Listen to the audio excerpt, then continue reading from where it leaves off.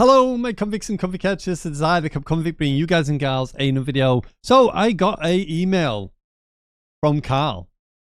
Hi, Carl. Welcome, welcome. We salute you, sir.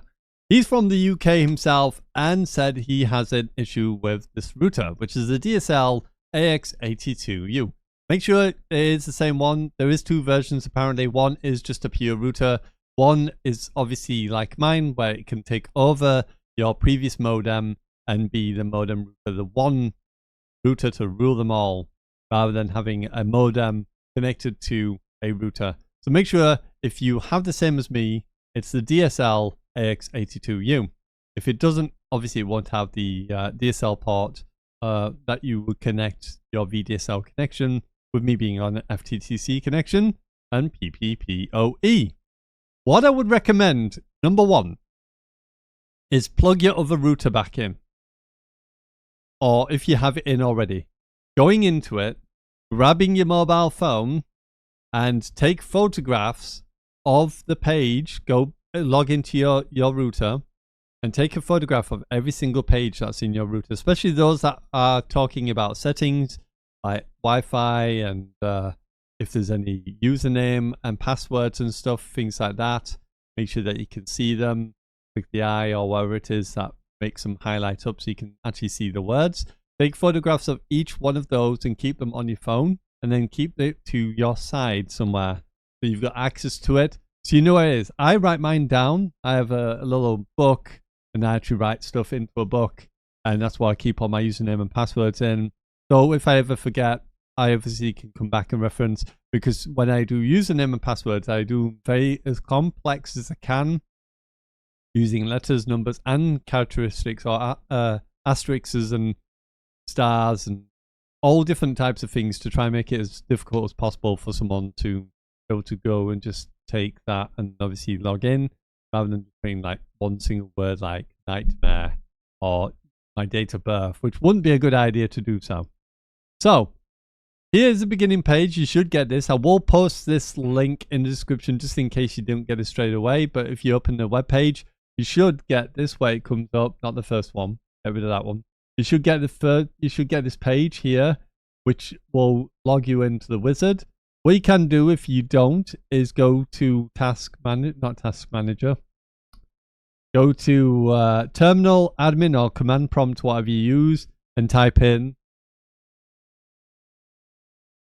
ipconfig. Then if you press enter, it'll give you a listing of your network, and you want to look for something that says default gateway. This is default gateway. It'll give you an IP address, and that then you can type into the top of here, and it'll allow you then to find your router that way. So there's two ways. However, it should automatically give you this page as soon as you open your web page. You should get this page. So close it down, maybe open it up again if you had your web page open before. Close it down, up it again, and see if it pops up, and it should give you this. If not, find out your IP address, type that in, and then obviously that will allow you to get in. Now, the one for me was 192.168.50.1, so you could try that. It probably might be the same or similar across the board, especially if you are here in the UK. That's 192.168.50.1. So there you go. Unless you have another device that has that already, might choose something else.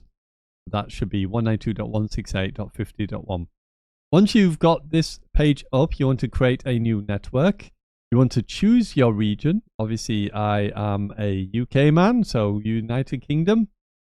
And then you want to choose your internet service provider.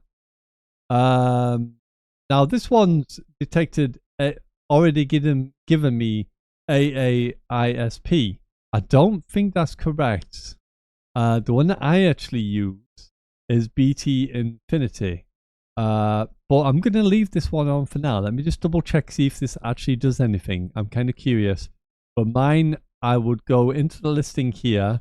You would find which one. So if you're on PlusNet or Sky, there is a couple like mine where they have more than one selection. Now mine does have a VLAN, so I don't want to click that where it says no VLAN ID. So it would either be one of these two, but I have BT Infinity, I believe it is. But I'm curious to why it's chosen AAISP. Maybe it automatically does find it for you. I don't know. So we're going to leave that one on for me. I'm going to click next. You make sure you put yours in. If it does automatically pick yours, then leave it as it is, because it probably has automatically done it. But I don't know if it actually does pick up or not.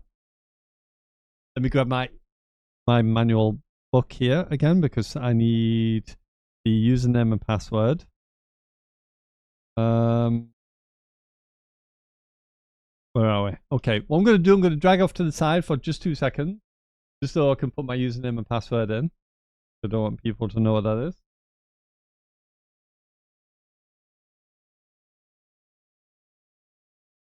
It's normally a like an email address.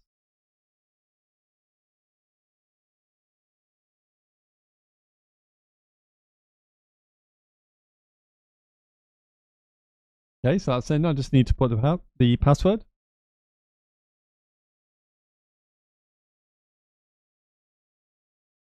And I'm just going to click next so it moves to the next page. Okay, so we've done that. And then what it will do is they'll bring you here and ask you to choose now your Wi-Fi network page. This is where you put in your username and password for Wi-Fi. I'm not going to mess with this for now. I'll do it afterwards. But I would recommend pressing this so you can separate. So if you have devices like mobile phones, I recommend putting them on the 2.4 network. If you've got, like me, a Quest or anything that requires a higher connection, then I like to have the option of having a 5G. So the password at the top here controls your 2.4 networks. The password here controls your 5G networks. Just change them to whatever you want and then click apply. Now this part is every time now you want to access your router, you want to put in a username and a password. So when you log in, it will ask you for this username and password that you've now created. So what I'm going to do, I'm going to quickly do this again off screen. So bear with me.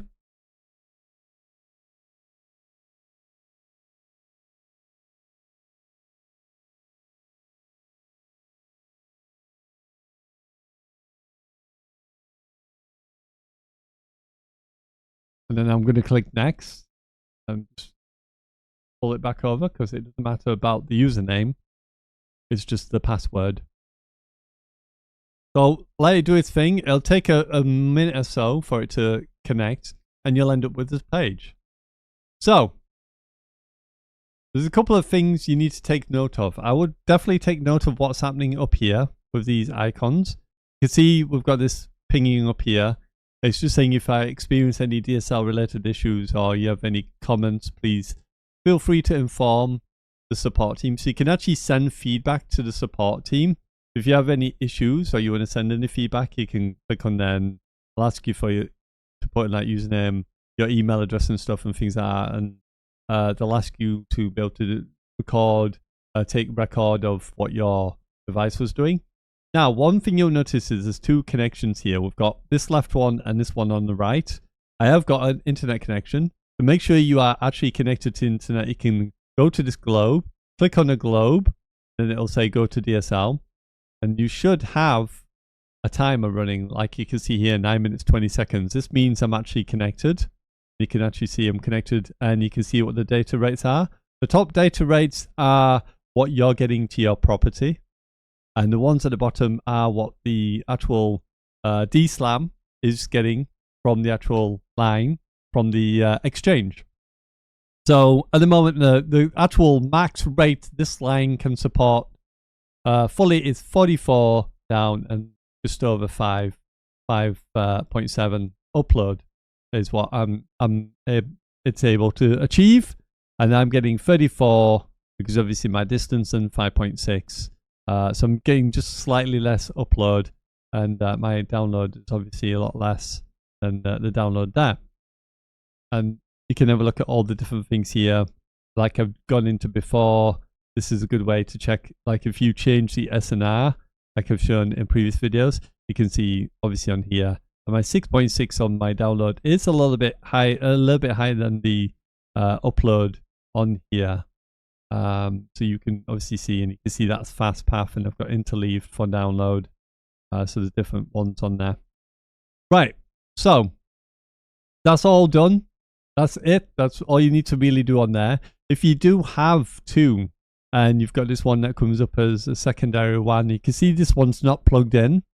That's because this one, it is basically if you have two separate internet sources. I have two actual things I can plug into, but the other one doesn't work.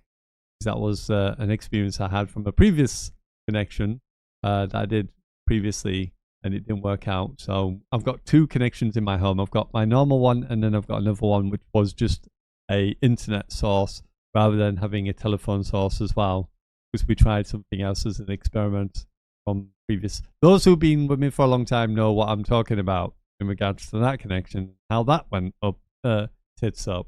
So yeah. So if you only have one connection like I do, you don't have two, you can actually get rid of this. You just click on it, and you can see here, you can either do one of two things. You can either click on this and it will disable, or you can go down to the dual WAN setting, go to that, and you can uncheck this, and that will turn it off. Click apply. It will then say it's going to reboot your device. It does take a little bit of time to do this, but what will happen now is you'll see that one disappear, and it will only have one actual connection rather than having two. If you want to have the choice of having the other connection, you can do the first thing I did, which is turn the first part off, which I'll show you again. But if you don't want it, you just want the one connection, then you can do this, and this will completely disable it, and it'll remove it from the other screen, which I'll show you once it's completed. It does take a little bit of time to do this, but you know, some things do take a little bit more time. You will probably notice as well that your device may lose connection on the router, and even though it comes back on, it may be a red light. Just give it a moment or two and it will come back on. It just, because obviously it's full reset of itself or full like reboot, it will take for a little time for that red light to go white again. So you may just need to give it a couple of minutes. You'll notice it in a moment when it pops back up. But that's all I did. That's all I needed to do, and it's been up and running. No problems, no issues at all. Just make sure that you know what your connection type is. And if you have, like me, where you have a few categories, make sure you're under the right one. Or as I've done, I've just left it as whatever it detected. As soon as I put United Kingdom, it already gave me a suggestion. It seemed to work fine. So I'm going to just put these in. There we go. And there you have it. So that's now off. So if I go back to network map, you can see it's now staying disconnected, but the other one's disappeared. You can see there's no other second one. And as you can see, I've just left it a moment. It's now back on. And if I go here now and look for a web page, I'll just type in YouTube. You can see it's working. It's all working. It's up and running. No problems, no issues. It's all up and running. It's good. There you go. That's all you need to do. That's all I need to do to change. Like I said, just take pictures of the other router just in case. The main thing you need to add in is the username and password. Make sure you put the username and password in correctly as well for the other part where you have to put in the settings page. You know, where you're doing the quick setup at the beginning, and it asks you for not the username and password to log in, but the one that it needs for the provider for the PPPoE connection. Make sure you have that put in correctly. Because if you don't, then obviously it's going to give you problems. Well, that's all I need to do. I don't need to do anything else. It's all set up and ready to go. That's it. That's all you need to do to get it up and running. There you go. The only other thing I would suggest once you've got that working is make sure you go here to AI protection. Make sure this is turned on. It will give you an agreement here regarding to it. I just agree to it. These do apply quicker. And then scan your risks. Make sure that they're all turned off where you need to. So just let this run. Excuse me. You can see we've got two risks. You can scan. It tells you what they are. So first one is WPS. I do recommend turning off WPS.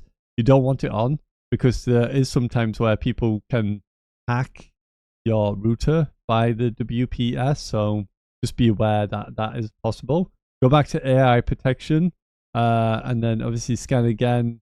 And this is just saying for the universal plug and play. I do like to turn this off. So you can just go into the edit PVC and then under here it says universal plug and play. I set that to no. Then just go to the bottom and then click OK. That will again apply this like so. Then go back to AI protection and there you go. You can see that you're safe. You've got full safety. It will for me bring one up as a 1 on here in yellow because generally I like to do the port forwarding thing. Now I've reset the router completely so it's back to factory default. But that is something, obviously, I like to have this on. You can also go here to alert preference, and they'll ask you for, I think it's a username, like an email address, and it'll email you if any of these turn into a 1. You can also go and find out if there's any problems, if you have any issues. There's actually where you can go to admin. Is it under admin? It's under admin. I'll double check, but this is another one you do need to do. Go to firmware upgrade and make sure that this is turned on and check mark this. Now what this will basically do is it will auto upgrade your router each time there's a new update. When you do get your router for the first time, you will need to do updates and it'll appear up here as updates. You'll get like a little icon up here that you need to click on. That'll tell you need to update your router. Make sure you do all your full updates as well on your router. You can check here for signatures as well. You can check here for the update. So you can click on it like this and it'll say here whether or not there is an update and it'll automatically start the update if there is one. You can manually do it, but you don't need to. Just do this and make sure this is set on. And there you go. You can see that this one is already on the latest version. That's what you need to do on that part. Is there anything else here I need to show you? The only other thing obviously is system log. You've got the DSL here. This is where you can check all your logs and stuff. So if you ever want to have a look into that. Admin, you can go over to the DSL setting. This is where you can get to the auto sync up.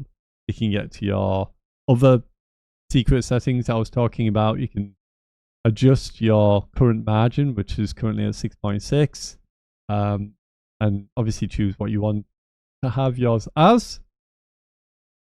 And like I said before, with the other system log, you can go here and it tells you what you are, which I am under VDSL2. You know what I'm under. That's what I use. I'm on the Infineon Atlantic, which is the DSLAM, which is the actual board that's part of the provider that I connect to before it goes out to the internet. And then obviously this tells you what your speeds are, what your max speeds are at the actual DSLAM. Obviously the closer you are, the more closer to the speeds you'll get. Obviously I'm 5 kilometers away from mine, so that's why you see these are somewhat lower. I'll tell you if you're on FastPath and interleaved, where your SNR margin is, but you can see my upload one is lower than my download. So I obviously mess with mine to change because the things I've shown you before, that's under the admin one, this one here. If you change this, not this one, the stability adjustment, look, you can minus or you can go to plus and then choose, or you can leave it as disabled as it is on there. I believe the lower you go, the better the connection or the more stable it is. The higher it goes, the more... No, I think it's the other way around actually. I think the lower it goes, the more chance of it being unstable. The higher you go, the more stable. If you go more stable, like I can go up to plus 14, you get lesser download speed, which you do. I get about 15 max rather than 34. If you go lower, you get the max potential of what your speed is, but then you might get more chance of getting that little bit of interference, because the lower you go, the more interference you could get. As you can see, if I click on here, it says that this item allows you to tweak the SNR margin. You can set to negative value to maximize the downstream performance. But please note that the lower the value, the DSL modem router will be weaker to defend the line noise. Sync loss might occur, so please adjust proper value. However, if your XDSL connection is unstable or not able to establish a connection, you can then put it to a positive value, and that will then obviously help. So if you have any issues, maybe play with this a little bit as well. If everything I've shown you doesn't work, maybe it's this that you might have to set up, and maybe go to enabled and put it up to one of the higher ones if it doesn't work as negative. But yeah, that's it. That's all you need to do. Simple as that. Up and running. There we go. Hopefully that helps you out. If it does, don't forget to please like, subscribe, hit that notification bell. Maybe even consider joining. It's just $1.99. Gives you access to emotes, badges, giveaways, and charity work. So if you want to help with that, please feel free to do so by hitting the join. One thing I do ask, if anything, in all my videos is please like this video. Helps it to get out to more, gets it produced as a positive in the YouTube algorithm, and then obviously helps more people to see it, makes it more visible, and YouTube will promote it more. So definitely consider liking the video, because it really does help the channel. There you go. That's how you do it. I'm going to go off now and edit this and make sure obviously there's no things you can see shouldn't be seeing on my connection. But that's all I did, and it's as simple as that. And then obviously you can tweak with other stuff like adding on the QoS and all the other things on here and at your leisure. So I'll leave you with that. The main point was obviously getting the connection. It was easy as obviously just following it, and it automatically seemed to pick up a connection, and it's allowed it to run. So I shouldn't have any problem. I'm able to get on the internet. As long as you can do that, that's the main thing. Anyway, salute to you all, and yeah, bye for now.